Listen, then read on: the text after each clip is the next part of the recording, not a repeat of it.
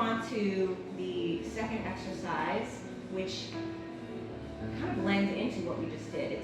We're going to do bridging. Going into the bridging after doing the pelvic tilts, I feel like is a easier transition. So let's do that. So we still have our same constructive rest here in neutral. We're going to take an inhale, and then exhale. We're going to draw those abs in and imprint your lower back on to the mat, and you're just going to press into those feet and lift up, peeling off of the mat. And then once you really get those glutes and hamstrings activated, you want to take an inhale and then exhale, really press into the back of the shoulders and then just melt back down into the mat, one vertebrae at a time. If you're not squeezing your glutes, your hamstrings will cramp up and be very upset. So we want to make sure we are not inhibited in our glutes, right? So we want to definitely focus on that and the abdominals. Let's do that again. We're going to take an inhale to prepare, and then we're going to exhale and press into those arms, press into those feet, tilt the pelvis, and just bring it up, lifting that pelvis up. You'll feel a nice stretch here because you're engaging here. And then you'll take that inhale, and then you'll exhale, and then you'll just draw those abs back in and slowly peel onto the mat. Let's do it again. Inhale, exhale, we'll press into those feet, engage the core and tilt and lift up. Inhale up top, exhale, press into those arms and slowly roll down. Back into neutral, take the inhale. Exhale, press into the feet and the arms and roll up.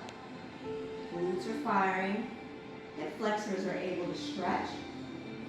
And then you'll exhale again because we're engaging the core, and that's helping the spine to articulate with control. I feel like it's always good to engage the glutes before you attempt to do any abdominal exercises where your legs are up into tabletop, because a lot of times our hip flexors are tight. You know, we spend a lot of time seated, and these flexors for, abdominal, it's the quad.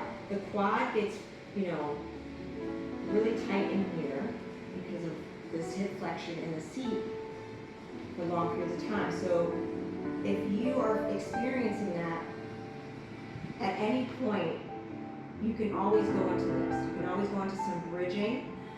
You could go into some bridge pulsing, right? And then you could just start articulating down. So let's do that. That's like exercise 2B. Add on to that with some pulses. So you'll take your inhale to prepare, and then you'll exhale and you'll just press into those arms, tilt, and then bridge up. Keep your abdominals engaged and pulse. Ready? 10, 9, 8, 7, 6, 5, 4, 3, 2, 1. You'll inhale and then exhale. Keep those glutes engaged.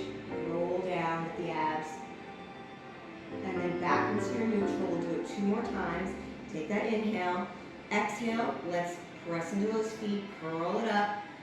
Use the abdominals here. Pelvic floor stays engaged and pulse. 10, 9, 8, 7, 6, 5, 4, 3, 2, 1. Take that inhale and then exhale. Roll it back down. Articulate, keeping those shoulders open. We'll do it one more time. Inhale and then exhale. Engage the pelvic floor. Draw the navel in and roll it up. Here we go. We'll pulse for 10, 9, 8, 7, 6, 5, 4, 3, 2, 1. Take that inhale, exhale, and just melt into the mat. And I want you to feel both feet pressing into the mat equally.